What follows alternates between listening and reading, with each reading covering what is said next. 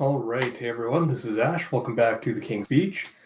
First things first, before we get into it, yes, I'm wearing glasses, blue light filter glasses, because I'm trying to hopefully reduce the eye strain from literally staring at a screen all day during the week for my job, and then coming home and staring at some more screens again after that. So hopefully the glasses will help. We'll see. I know there's going to be a bit of a reflection off of them in the screen, which might make a bit of glare. Let me know if it gets to be too distracting or anything. I can always take them off, but hopefully with the way the camera is tilted and everything, the way I'm looking, it should be all right. So I've having read the other Shonen Jump stuff that I keep up with. Looks like we're getting the next chapter early next week, so I'll have to update my schedule and things around that. But without further ado, let us get into One Piece chapter 995, Kunoichi's Oath. I have to admit, when I was getting ready for this chapter, I was trying to remember what happened in last week so I could kind of guesstimate what might happen in this week, and I could not for the life of me remember where the last chapter ended or what happened in the last chapter, which I don't think is great news. But all that said, let's continue. So we have reader request. Luffy tries to study but gets bored right away by pen name Walking Mama from Setagaya Award.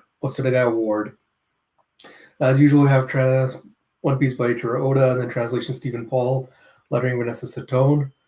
This honestly makes it feel like Oda's setting up something for 1,000 before he gets to the next cover story. But we'll see. We pick up with the outside of Onigashima with "Stay out of this, Marco!" As you see Marco exchanging a blow with Big Mom.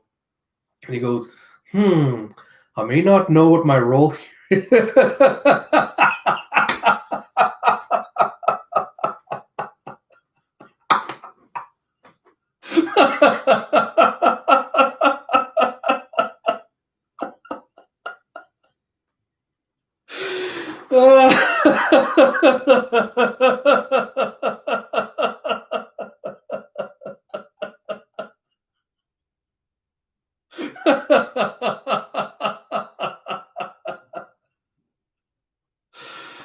Oh god, I hurt myself from laughing so much. Oh my god.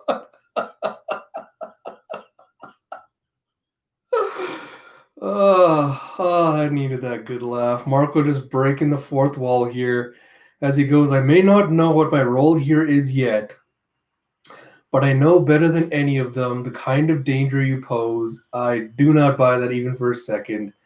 Big Mom posing a danger bit anyway. And you see, yeah! As Prometheus gets blasted back by Marco's attack. And Big Mom's like, Prometheus? It's like, why am I losing to mere flames? And you see Marco going, Phoenix flames have special properties. And she goes, all right, that's enough from you. As she just grabs him by the neck and goes, get him, Barrow Sparrow. And he goes, right away, mama. As he has his little candy bow with an arrow notched and drawn. And Marco's just like, shit. This is why villains shouldn't monologue. And he goes, Barrow Sparrow goes, sorry about this, Marco. Looks like I'm employing mama's help to finish you off. He's like, well, this is great.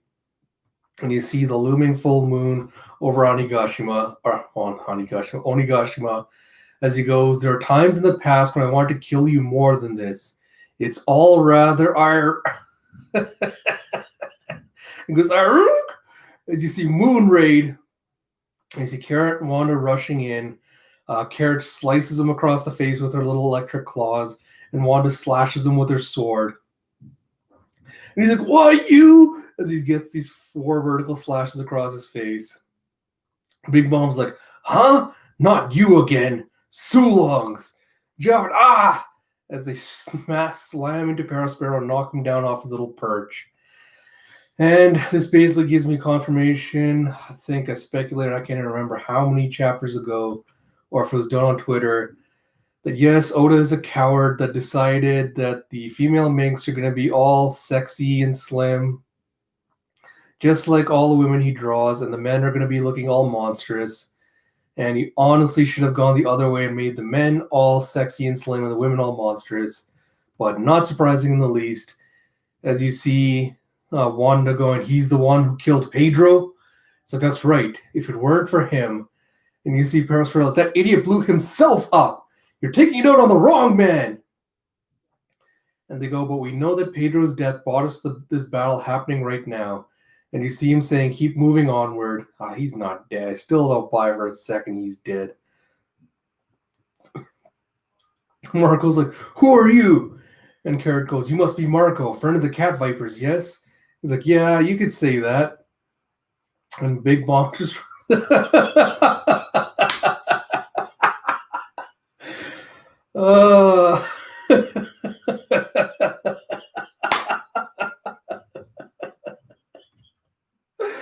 Big Mom's like, sayonara, suckers! He's like, I don't have time for your little personal squabbles. Don't bring them up here on this battlefield. You hash them out. Look, Marco, if you want to kill me, you'll have to do it another time. I don't have the soul weapons to spare on you now. What the hell does that even mean? Whatever, I'll get to that at the end, I guess. Wanda goes, just go, Marco. We'll deal with him. Sparrow regrets having come up here by himself on his lonesome. And he said, yeah, help me, I'm turning into an Oni. He's like, it's like, what's going on in there? Gotta be hilarious. One of the Onis got out here and bit Perospero and turned him into an ice Oni. You have performance floor inside the dome. Hurry, catch Apu.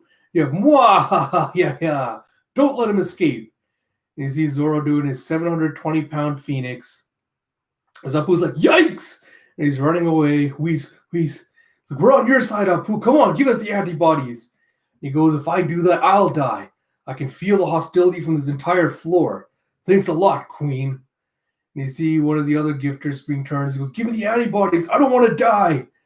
I'm so cold. It's like, hang on, I'll steal those antibodies for you. Get back here, Apu. And he goes, scratch. Boom! As he does a little drum attack and causes an explosion. You see, who's that? Drake and Zoro just like flying along the ground towards him as they go, give it! And he goes, wait. You can't team up on me at the same time. As he takes out these two Tonfas to block Zoro and Drake's sword. And Zoro goes, I just want to get up there and help Kinemon. All the time I spent fighting you is just a delay. My God. Is this just the chapter of characters breaking the fourth wall? Excuse me. And Drake goes, I've always hated you. As he transforms into his dino half zone form. And Apu's just like, the feeling's mutual, idiot! As he blocks an attack again. Queen goes, curse you, Drake. The moment we exposed your ruse, you showed your true hide. That other guy's were on a Zora, huh? Always best to take out the number 2s and 3s quickly. They've got Judge's son among their group, too. Vince Smoke Judge. Alright, look, touch up on all that at the end. I thought I was going to turn into an Oni, but look at me, I'm just fine. Poor Brooke is immune to it. And Chopper's like, yeah, that's good. It's because you don't have any skin or blood or warmth. You're basically a corpse to begin with. Do a boom and a kya! And Brooke's like, that's rather shocking, but that means I'm invincible. And you see Chopper going, the virus... Oh my God. The virus spreads because the body gets chilled. But is that possible from the inside? And you have and you see a plick as you see the ice is starting to form on Brooke. And Chopper's like, could it be that this virus is? And Robin's like, Chopper, your arm! He makes this ridiculous chibi face. He's like, oh crap, I didn't realize. You see Chopper starting to get the ice only on his arms. Brooke's like, no, Chopper's gonna die. Yeah, special attack, Green Star. He's like, huh? It's like, devil. And he's like, eek, help me, Pepe. And you see Usopp unleashing one of his signature attacks as Ulti gets trapped in it. He's like, yes, got her. Now melt her down. And it seems like Usopp is in big trouble as he's badly beaten up and bruised. And you see Page One coming in for the rescue in his Zoan form as he cuts off, or he chomps down the branches and pulls the plant apart. And he goes, you can escape on your own. And you have no devil as this plant dies. It's like, damn it, take this! This bamboo javelin. Another signature attack. And you see his whip as ulti just dodges out of the way and it hits page one right under his jaws. And you see ulti rushing forward going, what a stupid waste of time. And he's like, what? He's like, ulti? He's like, not again. And you see mortar. Oh, you see her rushing forward, slamming her face into Usopp's skull with a smash. Ooh, hockey, you can see the hockey lightning radiating out, and you see poor Usopp, X-ray vision, as his skull is cracking and his nose is just shattered from the blows. And you see a kabam as he gets sent flying back. Ooh. You see Nami also badly beaten up. She's like, Usopp. So I guess everyone that thought Ulti and Page 1 would be giving Nami and Usopp a good showing, I guess they were all wrong. You see, hey woman, he's like, don't kill me. I've lost, I surrender. And Ulti's like, that's obvious. Now speak, I'm on short fuse. He's like, it's like, you know why? Because your captain said to Master Kaido that he would be the king of the pirates. And Nami's like, I'm sorry, he's an idiot. Please, no more headbutts. I swear we'll leave the island. If you hit me one more time, I'm gonna die. And you see, then say it. Say, my captain will never be king of the pirates. You see Nami with an Usopp face, kind of tears streaming down her face. She's like, okay, I'll say it. Luffy will never. And you see poor Usopp off to the side, smashed to bits, going, that's it, Nami. Just lie to her. The wrong word will be the end of your life. After we made it all this way. She finishes with, stop until he's king of the pirates. And Jeff Ulti going, huh? It's like, so you want to do it that way? Then die. And Usopp's like, you idiot, Nami, get out of there. And he's like, but it's true. She starts crying. He's like, hey, oh, Nami. He's like, get her, Komochio. As you see Tama riding on the back of her weird little lion dog, rushing in as the lion dog just bites down on Ulti's head, freeing Nami. And Usopp's like, huh? Is that? Nami's like, Otama, what are you doing here? And you see Otama riding into the rescue's page one's like a dog. All right, that felt like a short chapter, even though it wasn't. But I guess we'll get into thoughts, and I think I'll have a few controversial things to say, but that shouldn't be surprisingly new. As usual, kind of go from the beginning and then work our way in. So, yeah, I had a good chuckle over Marco kind of doing his fourth wall breaking here and being like, oh, I don't know what I'm doing here, but I guess I'll just hang around until you know what I'm doing. And yeah, honestly, on the one hand, I think I again mentioned this in a couple of other videos. On the one hand, yeah, you do need like these, I don't want to say sidelining events, but basically sidelining events where the characters have to kind of struggle and work their way through, the goons, the red shirts, as it were, to kind of make their way to the boss. Because having them just kind of rush up straight to Kaido, start the fight without any kind of conflict or roadblocks or anything in between would be a little bit anticlimactic. So you do need to kind of throw roadblocks, delays, whatever, to kind of build up the sense of anticipation and dread and just kind of a general annoyance that, these stupid little things are kind of getting in your way. I think the reason it doesn't work in this particular regard with regards to Marco and Big Mom is it's just so overtly obvious that they're kind of just being tossed off to the side because they're too powerful, and bringing either of them to each of the sides would kind of swing the scales wildly towards one side and the other because that's how powerful they would be. They would kind of tip the balance.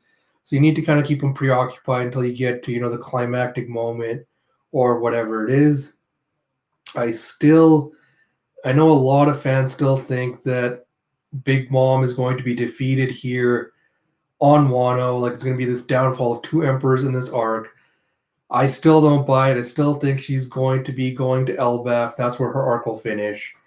Although I suppose what happened to Pero Sparrow might kind of put a spin on those plans. I don't know. Pero Sparrow's like, yeah, he's a dick. He's just like a complete reprehensible piece of shit. But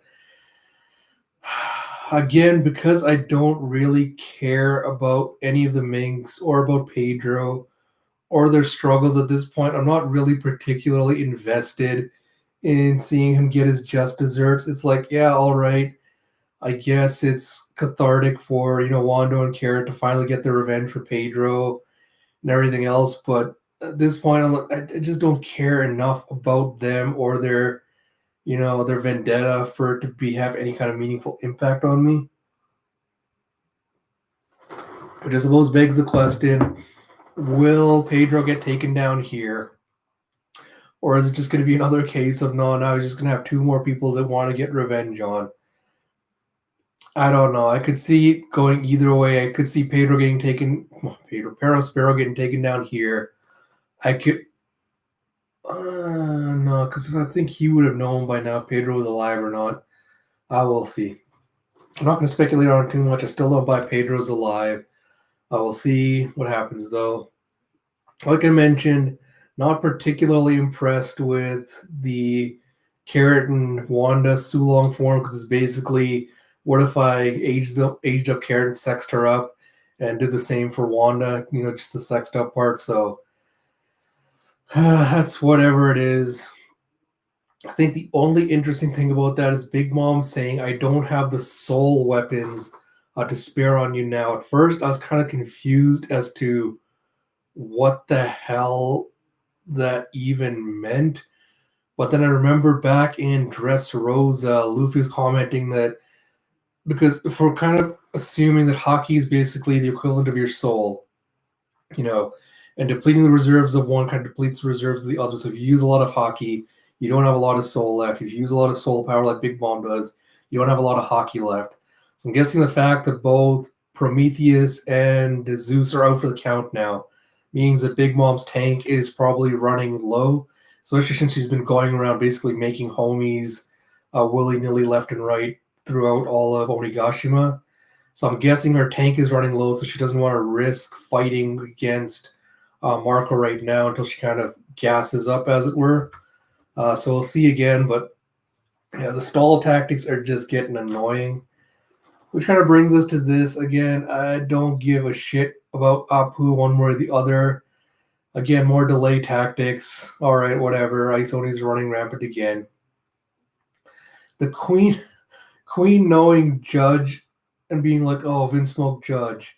The first thought that came to mind was like, "Oh God, I hope people are not going to be doing stupid theories about how Queen is like Sanji's long lost uncle or some shit, and how he's going to be like related to the Vince Smoke family or something." I don't think that's the case. Given the Queen apparently is a scientist, or at least he tinkers with garbage, or if he's potentially was a prisoner on Punk Hazard along with Kaido, which again I'm speculating on.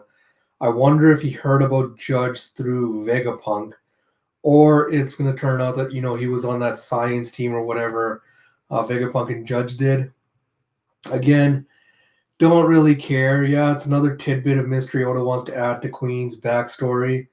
So I guess we'll get around to seeing whatever the hell happens with that later. I'm not particularly invested in it. Now we get to the parts where this chapter was so tonally inconsistent and all over the place. I don't know what exactly Oda was trying to go for. Because I think this is the first time we've seen Chopper with that weird, like, dotted chibi face that he's drawn for his reactions. So I don't know if this is something else new he's trying out with him. But I love, I love the Brook jokes, even though they are so lame, are hilarious for the fact, just for the pure fact of how much Brook leans into it. So I love the little joke about how Brook doesn't have any skin, so he can't become an ice Oni because he doesn't have any skin or blood for to freeze. But then that all automatically made me think: is that also just because of a side effect of his, freezing soul solid powers? Is that he's going to be like, oh, the winds of, the freezing winds of hell that I bring out are colder than, the one from this ice Oni or whatever. That was just an amusing thought that passed my mind. But I, I kind of suspected later when I was looking at the Brook might have inadvertently given Chopper the ice only thing because you can see the plick plick as the ice is kind of forming on his arm. So I don't know if that was from his own soul solid, if that was where he got struck and he accidentally like nudged Chopper with it, and that's how he got it. But the tonally inconsistent part is like how seriously they're treating Chopper having gotten the ice oni virus. Like this is I mentioned this last chapter with how much Oda's undercut any sort of tension or dread you could fear from any virus or disease or bomb or whatever thing he introduced. It was like, oh no, people are gonna die if this gets out. Oh my god, what are we gonna do? Because there's never any consequence for any of it. So on the one hand, it's like, yeah, I already get the whole ha ha ha. Look, Chopper's got the virus because he's the doctor, and it's all ironic. It's like, oh ha ha ha, what's he gonna do? But on the other hand, like if you want me to pretend to take this virus seriously, then like why are you making a joke about the fact that ha ha Chopper's got the virus, he's gonna die? Like I don't know what Oda's goal was with this, like what he was trying to aim for, but it just falls flat on every front. It's like, all right, Chopper's not gonna die, even if he turns into an ice oni. Like he's gonna cure out somehow. There's gonna be no long term tangible consequence of this. So like, why are we going through this whole song and dance and trying to pretend like there's gonna be? That's what it was. Uh, that man is manga said I don't think it was considered to be a joke, to be honest. Maybe not, but it's just it comes off that way with just the way Oda's drawn the expressions and the way they're overreacting to everything. Like I don't know, like I'm not an artist. I can't really tell you what he could have done to make it more impactful, but it feels like the over exaggerated reactions to it or what makes it seem jokey rather than like a serious oh shit moment, what are we gonna do? But yeah, that's just my take on it. Like I don't know, it just doesn't hit me with whatever impact I think Oda wanted to go for, which I think brings us to the Nami and Usopp fight. So I know a lot of people were kind of on the one side of this being like, oh, you know, oh, we're seeing the pairing, we're seeing the Straw Hats start to pair off. These are going to be the final fights for the climax. I think this kind of disproves that with how easily both Usopp and Nami were taken down by Ulti in page one. So they're clearly not on that level just yet. Well, or to pull some bullshit like with Water 7 is like, oh, they were distracted by something else and they weren't fighting at full power or whatever, but I don't think that's the case. But I guess I'll go over quick thoughts and we're going to like dive into like deeper criticisms of this overall. Cool. So Oda's obviously trying to like pull on the nostalgia strings a little bit here, you know, with the whole flat kind of callback in reference to Alabasta, which I think was the first, maybe only time we've seen the whole same Usopp X-ray thing. We see his bones breaking, cracking, and him kind of going under the pressure. Except this time it's all, and we also have the same, almost the same callback with, you know, admit your person's not going to become the Pirate King. He's like, ha ha ha, he's such a loser, blah blah blah, and the Straw Hats kind of stand up for him and kind of defend him. But again, this is the thing where I'm like, it's totally inconsistent because like, haha, like got the Nami gags with like, ha ha, she doesn't want to die. You know, she's freaking out, and again, in over exaggerated fashion, she's kind of freaking out. You know, making jokes about, oh, you know, I don't want to die. Oh, please, I'll do anything, that kind of thing. And then she gets kind of all serious for a second. She's just like, no, I can't, you know, lie to myself, and I can't, you know, I can't lose faith in Luffy at this point. You know, we've come so far. I can't lie to myself even and say that he's not going to be king of the pirates. But like again, like it's immediately undercut by, you know, Nami making the stupid, weird, exaggerated crying face that Oda has her do. So just give me a second. I'm trying to gather thoughts so I can kind of better articulate what exactly my main issue with this is. So I think there's kind of two different things here that there's two different reasons here. I think like the impact of this doesn't land, I think, the way Oda expected it to, at least for me.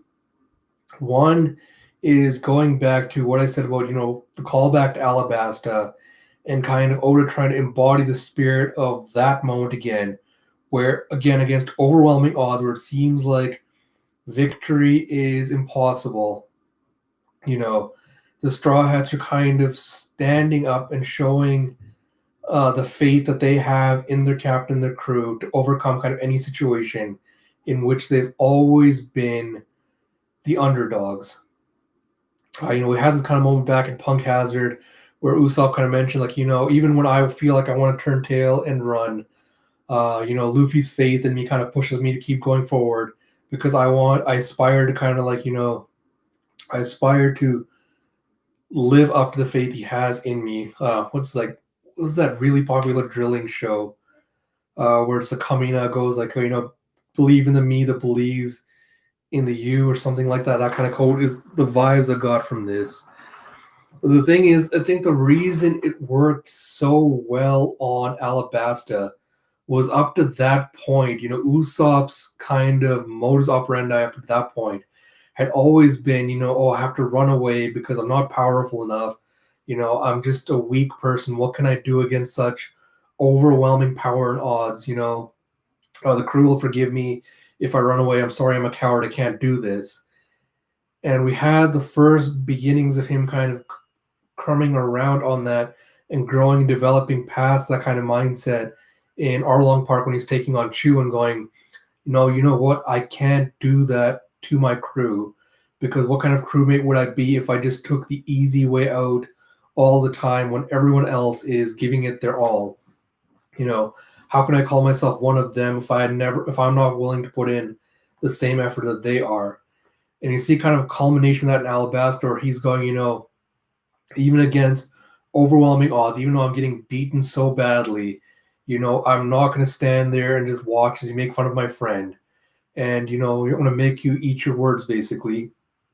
I think the big reason the impact of that won't work was because of that change in Usopp's character, but also because back then the Straw Hats really were the underdogs in so many of those situations. So when they did make the claims like this, like, oh, Luffy's going to be Pirate King, or, I'm not going to let you make fun of him, blah, blah, blah, it was kind of a cry of defiance against the overwhelming odds and against everyone that didn't believe, that they'd be capable of more and capable of achieving, these outlandish kind of dreams.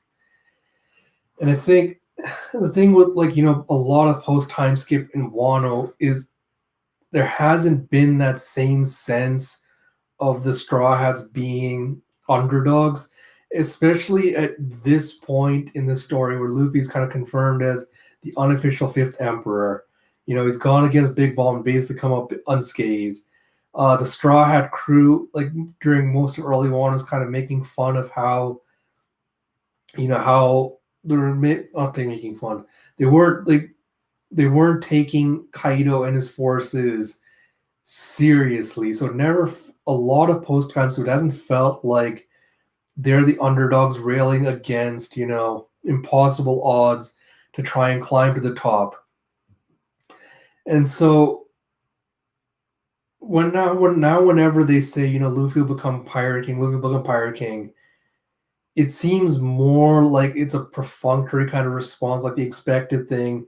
They have to say, like, oh, of course he's going to become Pirate King. Luffy will become Pirate King. It's just a rote routine, it seems like they're going through now, rather than something, more, what's the word I'm looking for? Yeah, like something more. I can't think of a proper word for it right now, but it doesn't feel like they're fighting overwhelming odds anymore. And it comes to another criticism I've had of a lot of post time skip is there doesn't really seem to be any kind of rivalry or contention that Luffy has to face to become the Pirate King.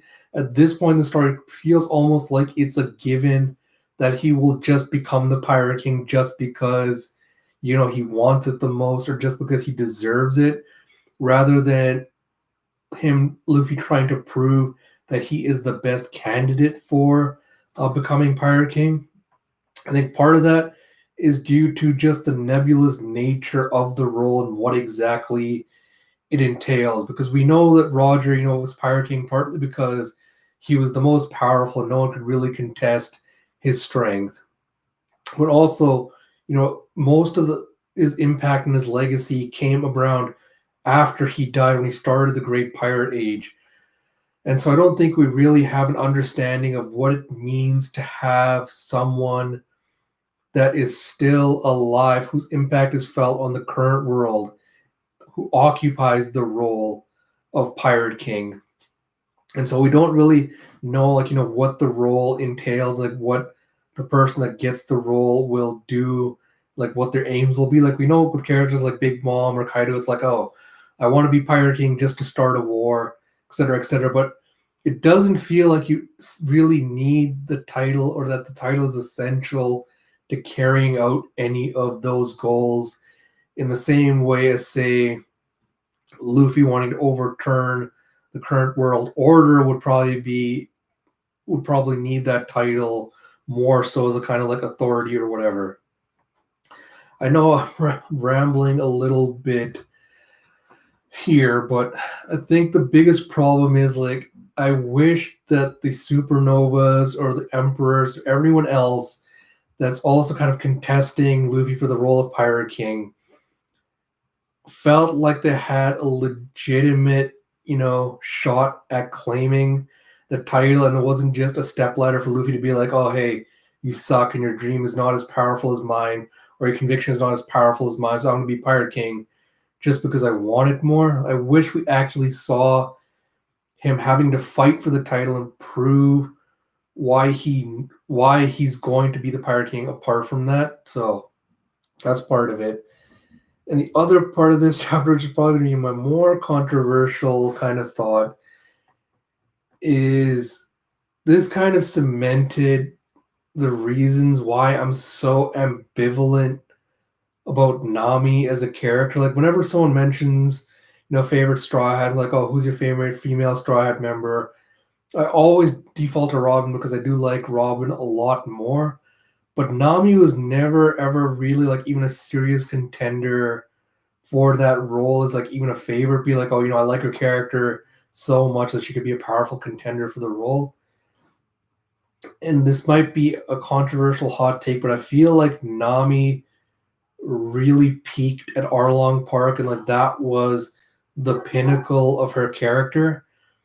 Because ever since then, she's really kind of embodied the role or the trope of, the sexy coat rack, where she seems to exist mostly to be the fan service character, who wears the bikini tops all the time, who characters talk about how attractive and sexy she is, and how dynamite her body is.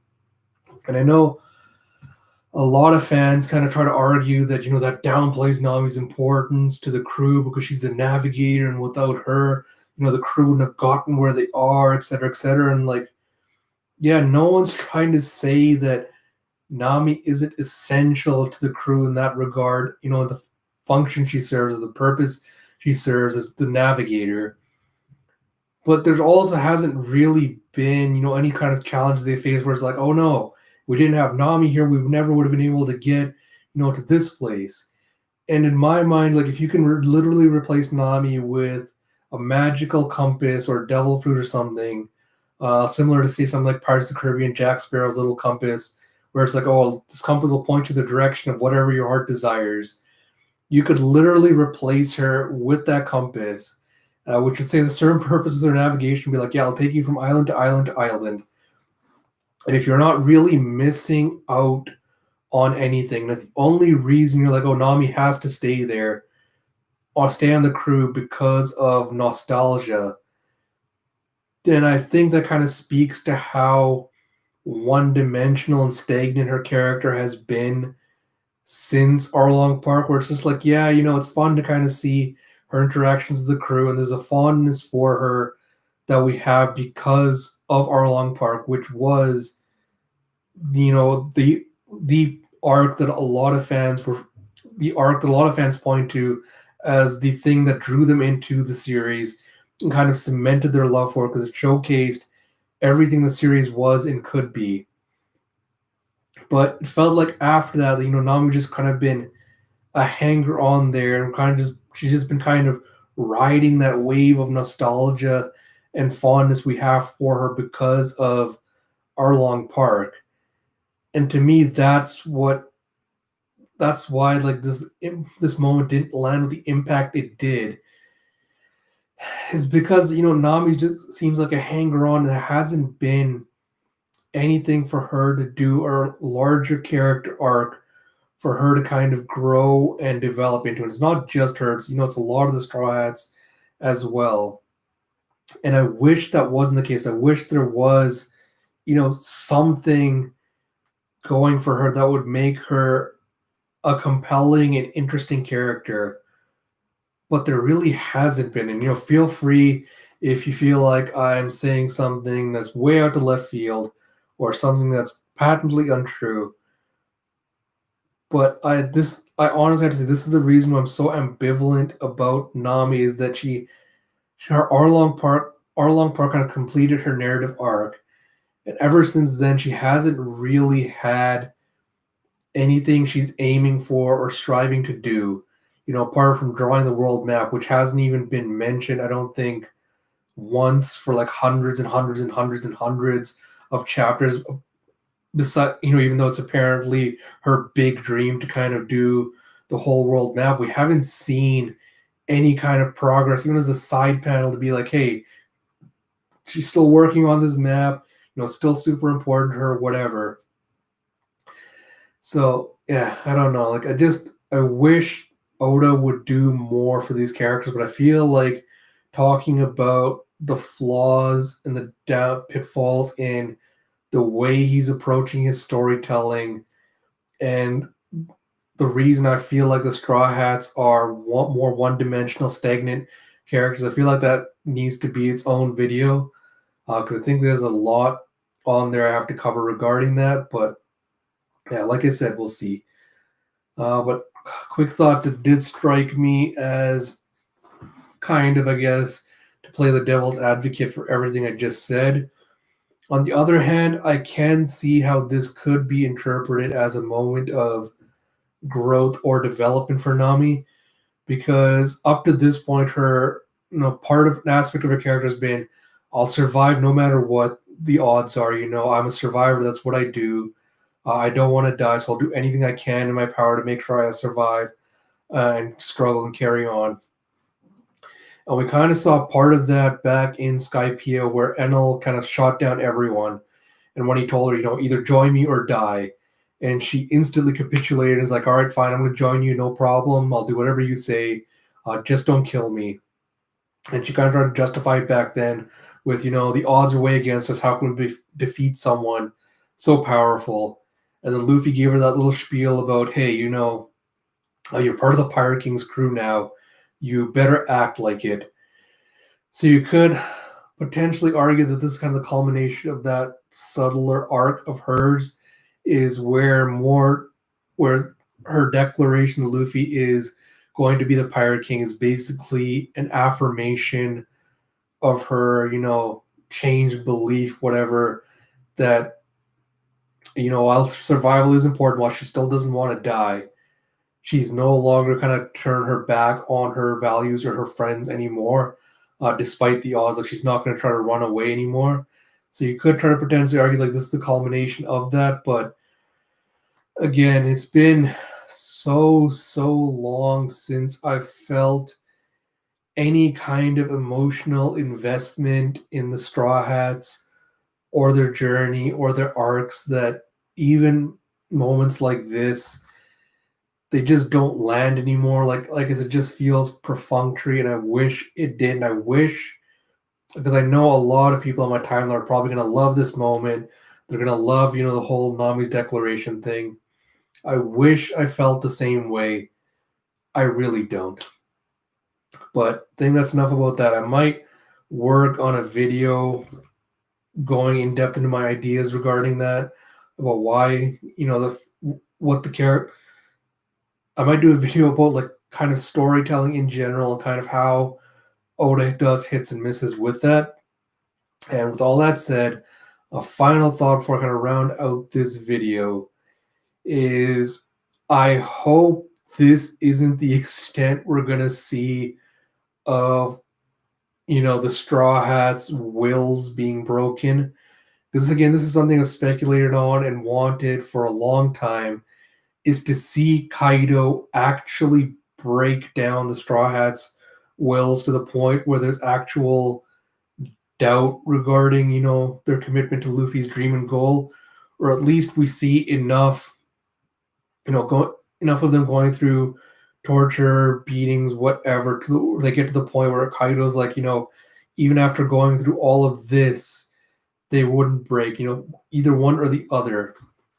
Because that's the one thing that's been severely lacking in this arc, is the repeated insistence that Kaido, Kaido likes to break people's wills. He's apparently done that to other pirate crews who's forced to join them. He subdued their wills, made them submit to him because he's the king of the beasts and whatnot. And we're supposed to have seen that in when Luffy was thrown into Udon, being like, "Oh, we're gonna break Straw Hat's will. We're gonna get him to we're gonna get him to admit that Kaido's going to be the king of the pirates, whatever." We haven't really seen that level of despair within the Straw Hat. Like, even within this,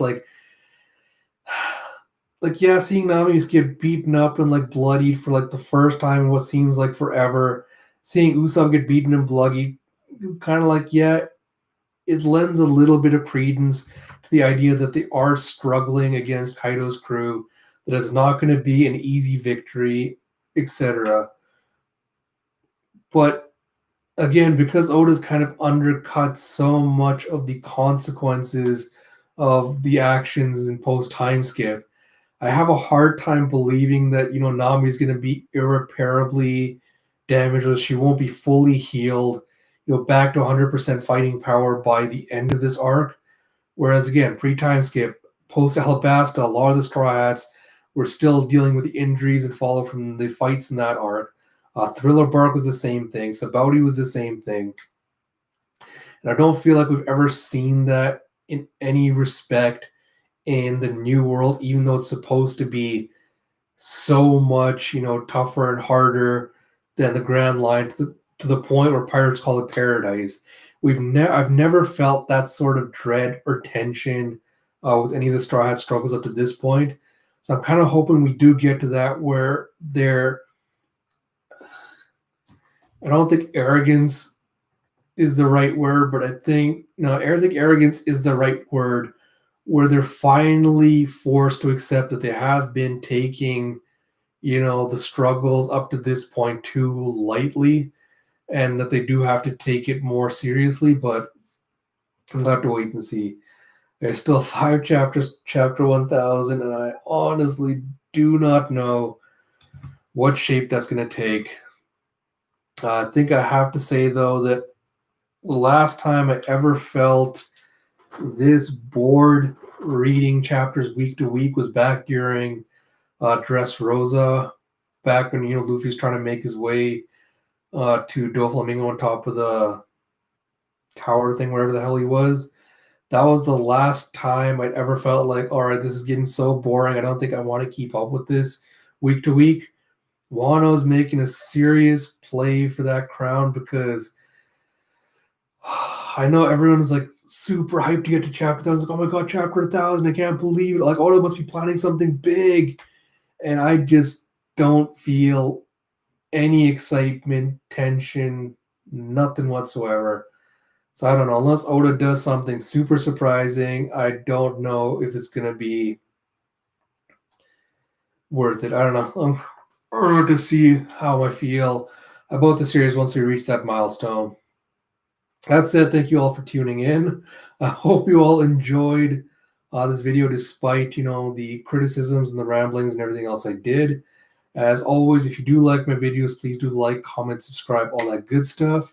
I will set up the Spy Family stream in a little bit. I'm going to do a catch-up stream for that. So probably give me 10 minutes to set up and get everything ready, and then I'll probably get into that next.